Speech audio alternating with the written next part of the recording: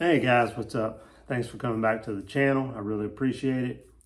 Thanks to all of you who have liked and commented and subscribed to the channel and are watching my videos on a regular basis.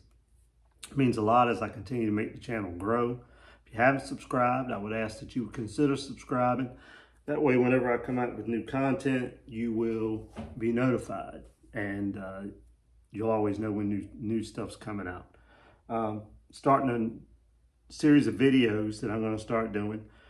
10 good minutes. I'm going to try to give you as much information on the topic as I can that's useful and like in-depth information on whatever the topic for that particular video may be. And today I'm talking about fishing as a co-angler. I fished as a co-angler in BFLs for 9-10 years. Fished as a boater a little while, mixed in, but most of my BFL experience was as a co-angler. I wanted to go over things with, if you're thinking about becoming a co-angler or you're just getting into it and you got questions about things, hopefully some of this information I go over today will help you with that. The night before, most of these formats, boater, co-angler formats, you'll get paired up and you'll get a chance to briefly talk with your boater about what his plan is for the next day. That's important because it gives you some sort of idea about how he plans to fish, whether he's fishing shallow, whether he's fishing deep, the techniques he might be fishing with. So use that brief conversation to get a good feel about what you think you're going to be doing the next day, because that'll help you set up your tackle and your rods and what you need to take to have a good tournament day on the water. Number 2, remember that you're not competing with the boater. You're competing with the other co-anglers that are on the back of all the other competitors' boats. That's important.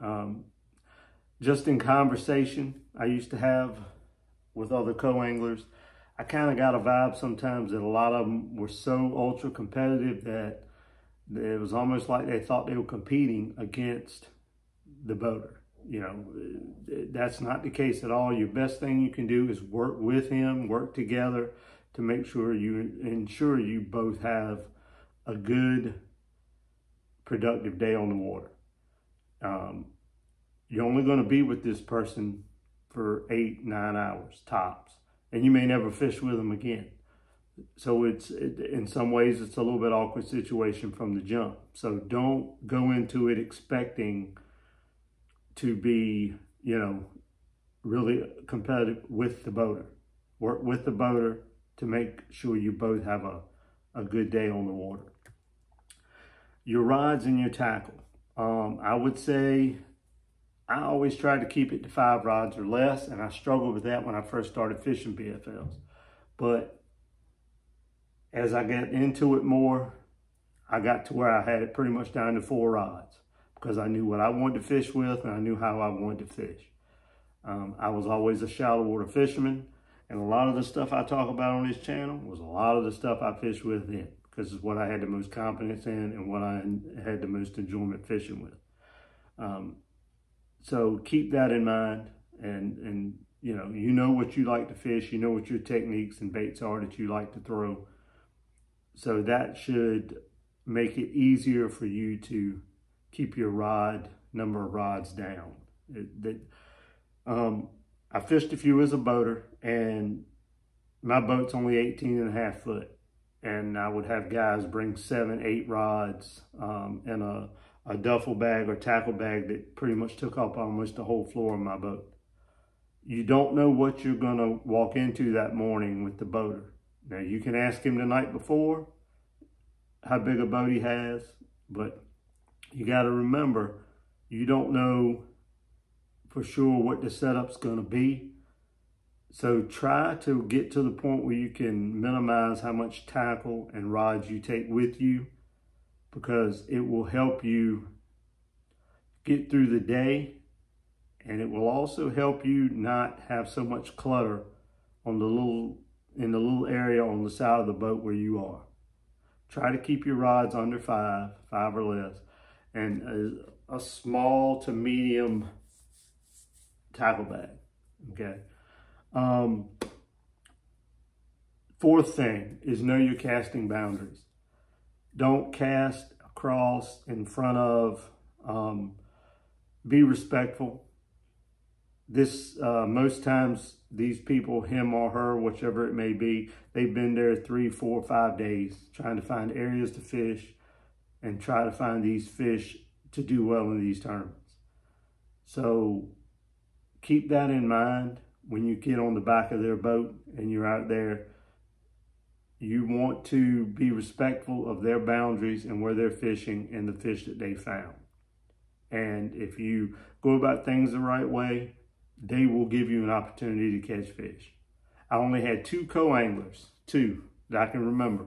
And I've thought a lot about this since I thought about making this video.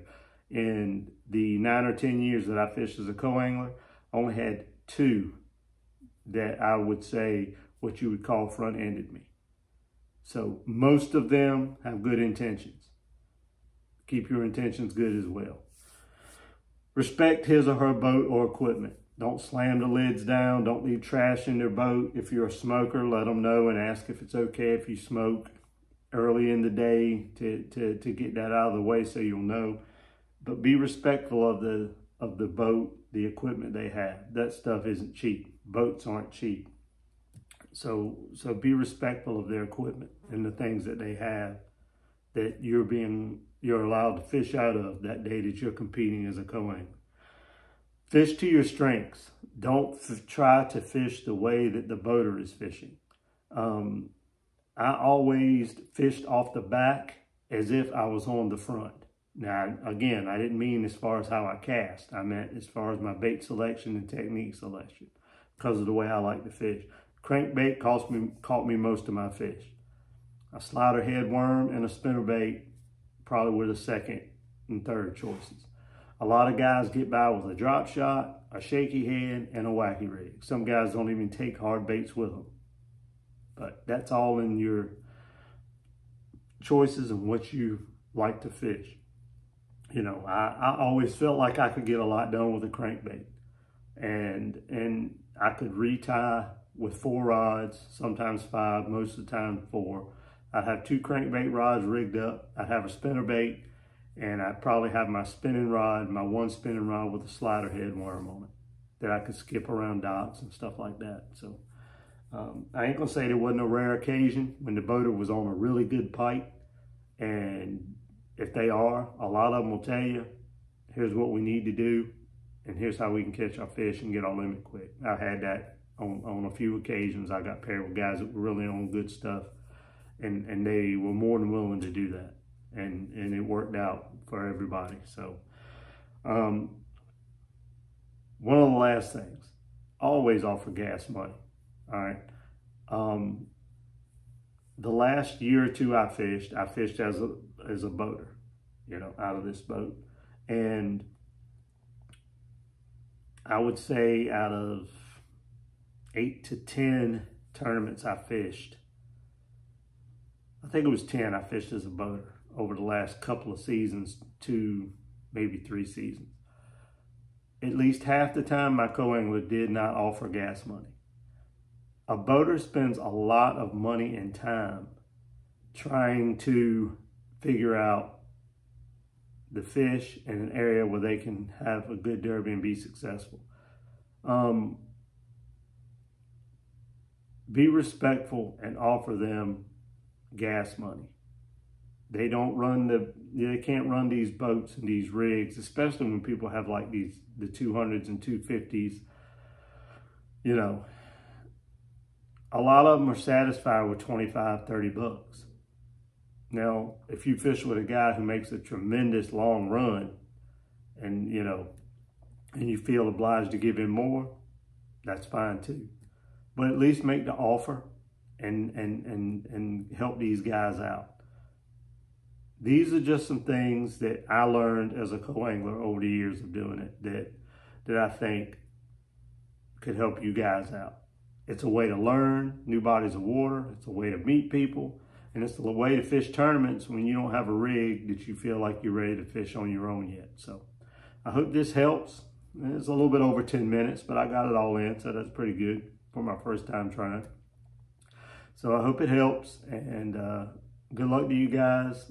Stay cool. Summertime's still here, so still hot out there some days when we're out there on the boat. So I'll see you guys on the next one, and thank you for watching.